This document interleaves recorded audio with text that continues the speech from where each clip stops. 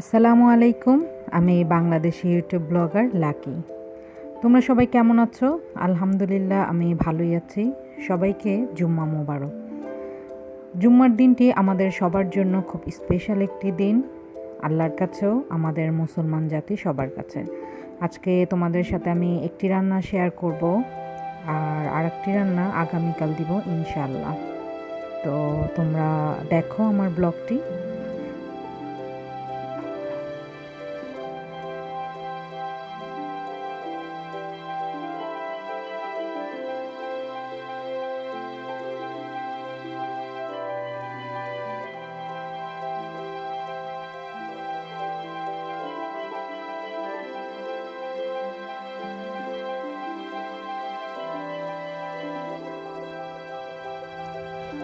আজকে তোমাদের সাথে শেয়ার করব খাসির কলিজি।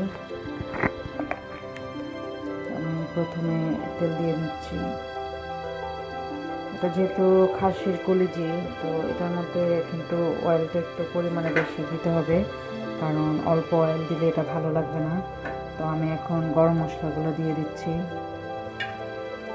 এখানে হচ্ছে দারচিনি, এলাচি আর তেজপাতার স্মেলটা যত পর্যন্ত না ছড়িয়ে যায় তত পর্যন্ত আমি একটু নেড়ে দেব।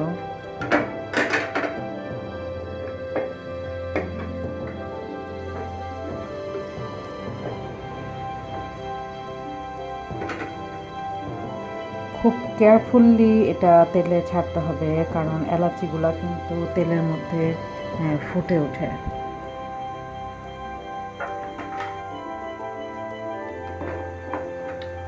এখন দিয়ে দিব আমি পেঁয়াজ।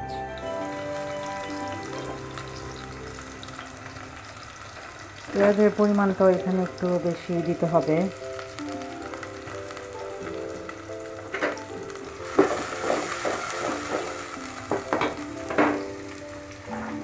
তো আমি পেঁয়াজটা ভালো করে ভেজে নিব।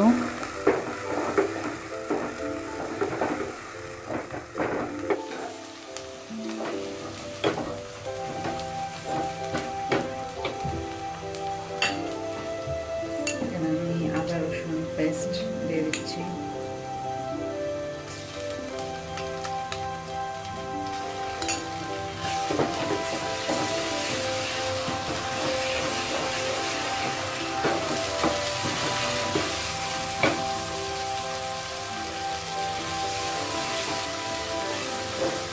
আদা রসুনটা ভালো করে ভেজে নিতে হবে, কারণ আদা রসুনটা যদি কাঁচা কাঁচা থাকে তাহলে কিন্তু ভালো লাগবে না। দেখো অনেকটা কালারটা খুব সুন্দর হয়েছে।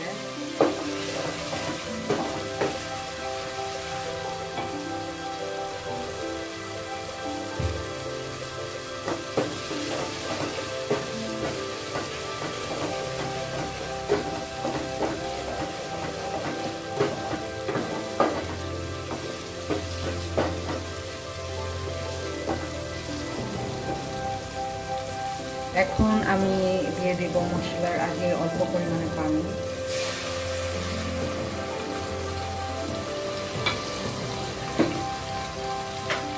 মশলা ছাড়ার আগে চুলার আঁচটা একটু কমিয়ে নিলাম। এখন দিয়ে দিচ্ছি পরিমাণ মতো হলুদ গুঁড়া,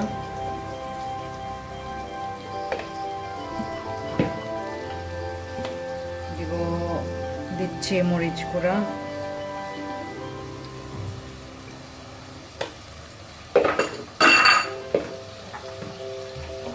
জিরা গুঁড়া,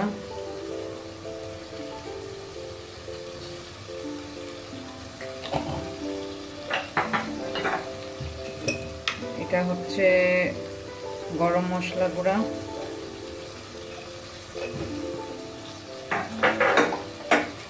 আর এখন দিচ্ছি ধনে গুঁড়া।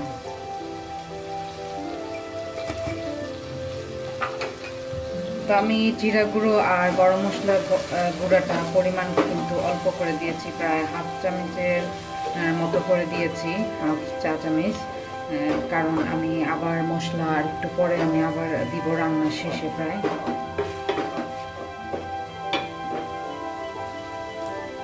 আমি মশলাটা ভালো করে কষিয়ে নিব।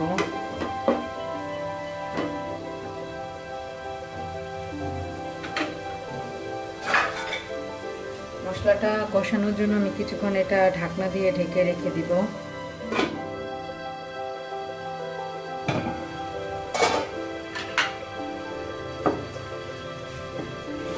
আমি কিন্তু মাঝে মাঝে আরও কয়েকবার মশলাটা নেড়ে নেড়ে দিয়েছি, কারণ যেন পুড়ে না যায় বা লেগে না যায়, এই জন্য মাঝে মাঝে আমি বারবার নেড়ে নেড়ে দিয়েছি।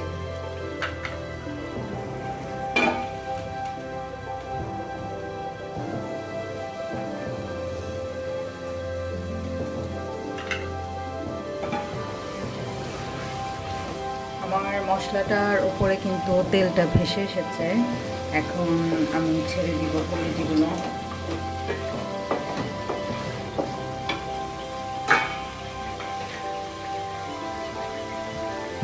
এই যে আমি কলিজিগুলো এভাবে করে কেটে নিয়েছি। এটা হচ্ছে খাসির কলিজি, দেখছো তো? এটা আমি কিন্তু ভালো করে সিদ্ধ করে তারপরে কিন্তু মানে ধুয়ে নিয়েছি। দেখো একদম সাদা পরিষ্কার হয়ে গিয়েছে। আর কলিজি থেকে কিন্তু প্রচুর ময়লা বের হয়। এটা আমি ছেড়ে দিই।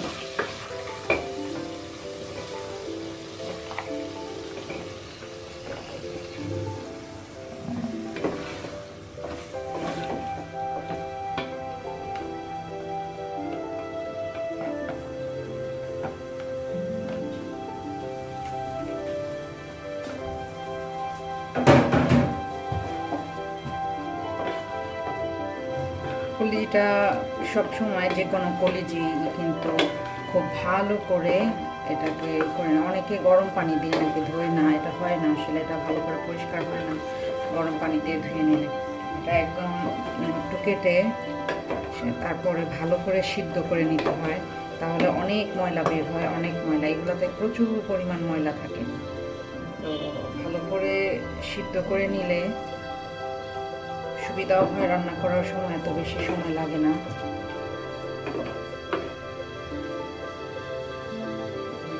আমি পানিটা কিন্তু জাস্ট অল্পই দিয়েছি। এটা আমি এখন কষাবো।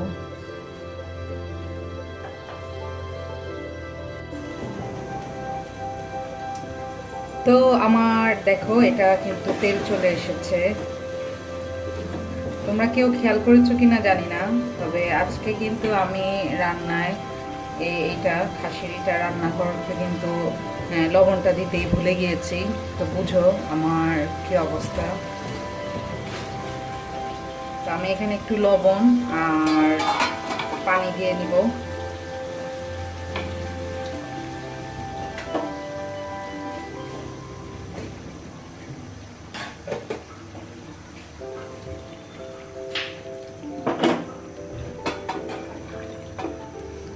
পানিটা দিলাম মশলাটা যেন ভালো করে ভিতরে যায়, যেহেতু আমি এখন লবণ দিব, যেন লবণটা যায়। আসলে লবণ দেওয়ার কথা আমি একদমই ভুলে গিয়েছি। সবসময় কিন্তু আমি লবণ আগে আগে দিয়ে দেই, তোমরা জানো।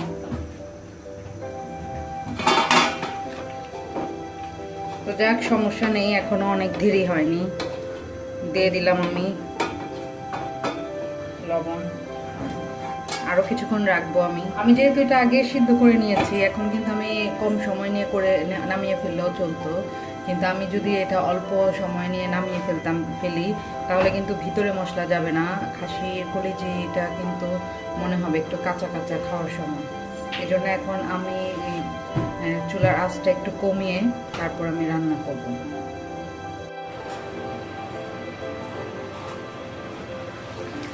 তো আমি চলে আসলাম, দেখো এটা কিন্তু তেল বের হয়ে গিয়েছে। আমি কিন্তু এটা কমিয়ে বসে রাখছি, কারণ এটার ভিতরে কিন্তু মশলা এখনো যায়নি। আমি মাঝখানে কয়েকবার নাড়া দিয়ে গিয়েছি আর একটু টেস্টও করে দেখেছি, আসলে ভিতরে মশলা যায়নি। তাই আমি এটা কমিয়ে অনেকক্ষণই চুলাতে বসিয়ে রাখবো।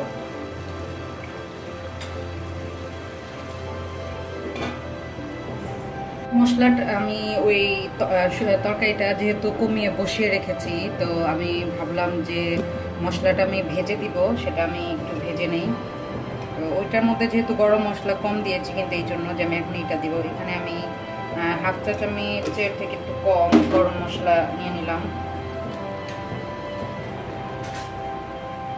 আর এটা হচ্ছে গোলমরিচ, এটা আমি বাসায় তেলে ভেজে বাটিয়ে নিয়েছি।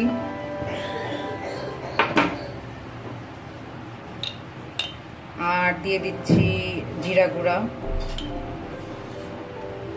তো এগুলো আমি ভালো করে তেলে ভেজে নিব।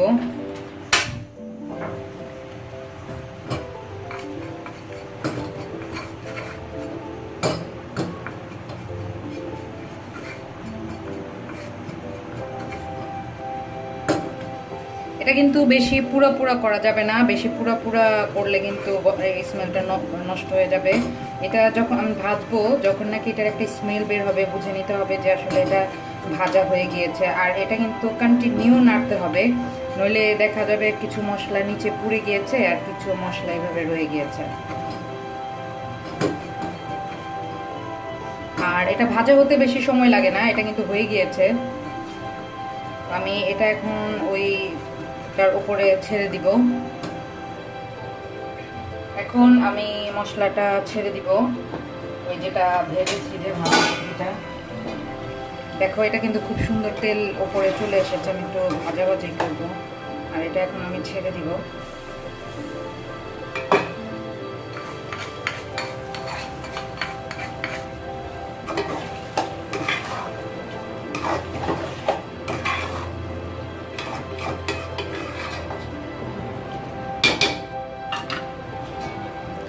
একদম অল্প আছে, এটা আমি এখন চুলায় রেখে দিব। আর এটা দিয়ে দেওয়ার কারণ হচ্ছে আসলে কলিজি, যে কোনো কলিজি রান্না করতে গেলে ওইটার আলাদা একটা স্মেল করে। তো এই ভাজা মশলাটা দিয়ে দিলে সেই গন্ধটা আর থাকে না, ভালো একটা স্মেল হয়, খেতেও ভালো লাগে।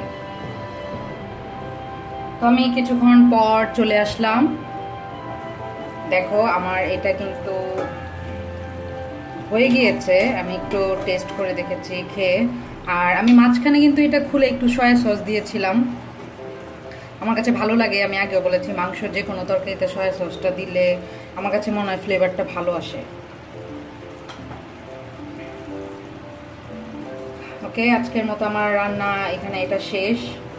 এখন আমি অবশ্য আম ডাল রান্না করব। ওইটার রেসিপিটা দেখাবো না, কারণ এটা তোমরা সবাই পারো।